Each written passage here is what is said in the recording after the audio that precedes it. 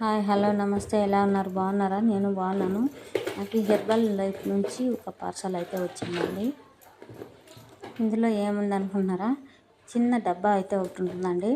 నేనైతే టీకి బదులుగా ఇదే తాగుతాను. ఇంతకుముందు 3 నెలలు ప్రోడక్ట్ ఫుల్గా అయితే వాడేసినాను. ఇంకా డబ్బులు ఇది కాస్ట్లీ ఎక్కువ కదా, అందుకని తెచ్చుకునే పెద్ద కాలేదు. అందుకని ఇది మాత్రం ఇవ్వకుండా తాగుతూ ఉండాలి. అవ చూసారా, చిన్న డబ్బా అయితే ఉంది.